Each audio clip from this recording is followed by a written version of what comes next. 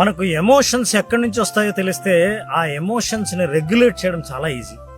నిజం చెప్పాలంటే మనకు కోపం ఎక్కడి నుంచి వస్తుందో తెలియదు, ఎప్పుడు వస్తుందో కూడా తెలియదు. ఈ కథ వింటే మీకు అర్థమవుతుంది. ఓ వ్యక్తి బోటును నడుపుకుంటూ వెళ్తుంటాడు. ఉన్నట్టుండి ఎక్కడి నుంచి వచ్చిందో మరో బోటు వచ్చి ధన్మని గుద్దేస్తుంది. దాంతో అతనికి చాలా కోపం వచ్చేస్తుంది. అంతే, విపరీతమైన కోపంతో పైకి లేచి, ఎవడ్రా నువ్వు, బయటికి రా దమ్ముంటే అని ఆవేశంతో అరిచాడు. ఎంతకీ సమాధానం రాకపోయేసరికి తనే దగ్గరికి వెళ్ళి చూశాడు. ఆశ్చర్యం, అందులో ఎవరూ లేరు. ఖాళీ బోటు. ఎక్కడి నుంచో కొట్టుకొని వచ్చి ఉంటుంది. ఇతని బోటును గుద్దింది.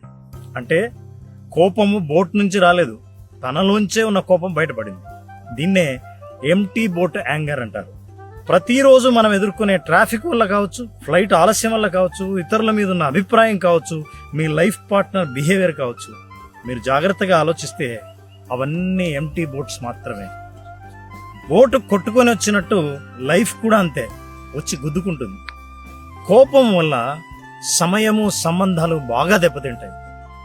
మీకు గనక అనవసరంగా ఎక్కువ కోపం వస్తుందని మీకు అనిపిస్తే కామెంట్ బాక్స్లో, ఇన్స్టాగ్రామ్లో యాంగర్ అని టైప్ చేయండి. మీ కోపాన్ని ఎలా తగ్గించుకోవాలో నేను డాక్యుమెంట్ పంపిస్తాను.